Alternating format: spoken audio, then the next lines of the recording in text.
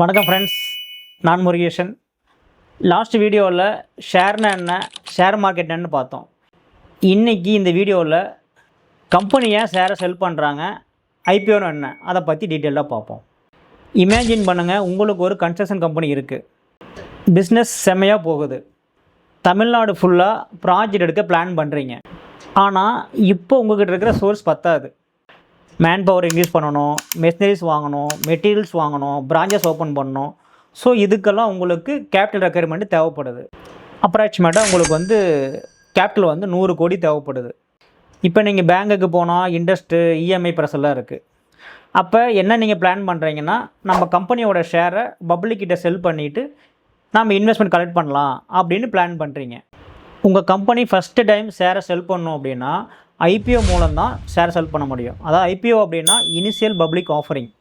எந்த ஒரு கம்பெனியுமே first time அவங்க கம்பெனியோட ஷேரை விற்கணும் அப்படின்னா ஐபிஓ மூலம் தான் விற்க முடியும். அங்கே தான் அவங்க ஃபண்டை ரைஸ் பண்ணி தேவையான ஃபண்டை அங்கே இன்வெஸ்டர்கிட்ட ஃபண்டை கலெக்ட் பண்ணிவிட்டு அவங்க ப்ராஜெக்ட் டெவலப் பண்ணுறதுக்கு யூட்டிலைஸ் பண்ணிப்பாங்க.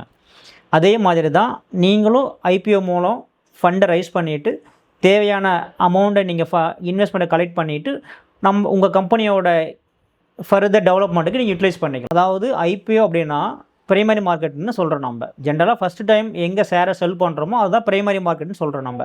That is called IPO. அதாவது ஐபிஓ நடக்கிற இடம் தான் பிரைமரி மார்க்கெட். ஒரு ஷேரோட ப்ரைஸ் 100 ரூபான்னு ஃபிக்ஸ் பண்ணுறீங்க, 10 கோடி ஷேரை பிரிக்கிறீங்க.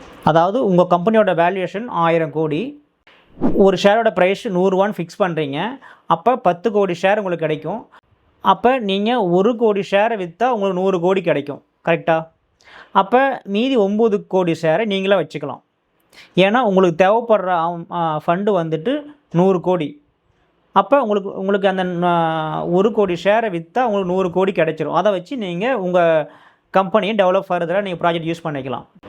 அப்போ யாரெல்லாம் உங்கள் கம்பெனியில் உங்கள் ஷேரை வாங்குகிறாங்களோ அவங்கெல்லாம் உங்கள் கம்பெனியோட ஷேர் ஹோல்டர்.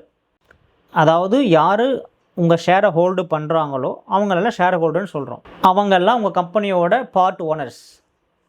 ஐபிஓக்கு அப்புறம் என்ன நடக்கும் அப்படின்னு பார்த்தோம்னா, இப்போ இன்வெஸ்டர்ஸ் ஐபிஓவில் உங்கள் கம்பெனியோடைய ஷேரை வாங்கினதுக்கப்புறம் விற்கணும் அப்படின்னா என்எஸ்சி பிஎஸ்சியில் தான் விற்கவோ ஃபர்தராக வாங்கவோ விற்கவோ முடியும். அதாவது அந்த என்எஸ்சி பிஎஸ்சிங் அப்படின்றது தான் ஸ்டாக் எக்ஸ்சேஞ்ச். அங்கே தான் ஃபர்தராக கம்பெனியோட ஷேரை விற்கவோ வாங்கவோ முடியும். அதுதான் செகண்டரி மார்க்கெட்டுன்னு சொல்கிறோம். ஐபிஓ அப்படின்றது பிரைமரி மார்க்கெட்டு, என்எஸ்சி பிஎஸ்சி தான் செகண்டரி மார்க்கெட்டுன்னு சொல்கிறோம்.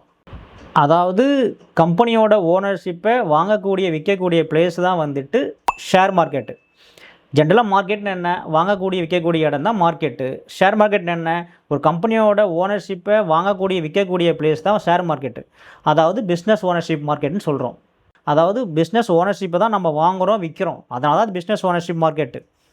அதனால தான் அது ஷேர் மார்க்கெட்டுன்னு சொல்கிறோம். பிஸ்னஸ் ஓனர்ஷிப் மார்க்கெட்னு சொல்லலாம், ஷேர் மார்க்கெட்டுன்னு சொல்கிறோம். பட் எல்லோரும் காமன் டேமாக என்ன யூஸ் பண்ணுறோன்னா ஷேர் மார்க்கெட்னு யூஸ் பண்ணுறோம். ஏன் இன்வெஸ்டர்ஸ் ஷேரை பை பண்ணுறாங்க? சிம்பிள், பேசிவ் இன்கம் ஜென்ரேட் பண்ணுறது தான் அவங்க ஷேரை வாங்குகிறாங்க. அதாவது ஃபஸ்ட்டு ஐபிஓவில் வாங்குகிற ஷேரை கொஞ்சம் தரவாக டீட்டெயில்டாக அனலைஸ் பண்ணிட்டு தான் வாங்கணும். ஏன்னா அந்த கம்பெனியில் ஃபர்தர் ஃப்யூச்சரில் என்ன பிளான் இருக்குது, என்னென்ன ப்ராஜெக்ட் இருக்குது அப்படின்னு சொல்லிட்டு நம்ம தெளிவாக அனலைஸ் பண்ணிவிட்டு நம்ம வாங்கணும். அதாவது இன்வெஸ்டர்ஸ் என்ன பண்ணுவாங்கன்னா, அந்த கம்பெனியை டீட்டெயிலாக அனலைஸ் பண்ணிவிட்டு அந்த கம்பெனியை நல்லா ப்ராஜெக்ட் இருந்ததுன்னா ஃப்யூச்சர் நல்லா குரோ ஆகும்னு அவங்க நம்புகிறாங்க. அப்போ என்ன பண்ணுவாங்க, கம்பெனி குரோ ஆச்சுன்னா ரெவென்யூ இன்க்ரீஸ் ஆகும், ரெவென்யூ இன்க்ரீஸ் ஆச்சுன்னா ப்ராஃபிட் இன்க்ரீஸ் ஆகும், ப்ராஃபிட் இன்க்ரீஸ் ஆச்சுன்னா ஷேரோட ப்ரைஸும் இன்க்ரீஸ் ஆகும். அப்போ ஆட்டோமேட்டிக்காக யாரெல்லாம் இன்வெஸ்ட்மெண்ட் பண்ணுறோமோ அவங்களோட கேபிட்டல் கண்டிப்பாக க்ரோத் ஆகும். ஸோ அப்போ நம்மளும் இன்வெஸ்ட்மெண்ட் பண்ணோம் அப்படின்னா நம்மளோட கேபிட்டல் இன்க்ரீஸ் ஆகும், நம்மளோட ஆர்ஓஐ இன்க்ரீஸ் ஆகும். ஆட்டோமேட்டிக்காக நம்ம இன்வெஸ்ட்மெண்ட் பண்ணுற அமௌண்ட் மல்ட்டியை நம்ம இன்க்ரீஸ் பண்ண முடியும். சிம்பிளாக சொல்லணுன்னா கம்பெனி க்ரோ ஆனால் இன்வெஸ்டர்ஸும் க்ரோ ஆவாங்க. சிம்பிள். அதனால தான் கம்பெனியில் இன்வெஸ்ட்மெண்ட் பண்ணணும்னு சொல்கிறது. இன்றைக்கி நம்ம என்ன கற்றுக்கிட்டோம், கம்பெனியை ஷேரை செல் பண்ணுறாங்க, ஐபிஓன்னா என்ன அப்படின்றத நம்ம பார்த்தோம். நெக்ஸ்ட் வீடியோவில் என்எஸ்சி பிஎஸ்சி அப்படின்னா என்ன, இது ரெண்டுக்கு டிஃப்ரென்ஸ் என்ன அப்படின்றத நெக்ஸ்ட் வீடியோவில் பார்ப்போம். பாய்.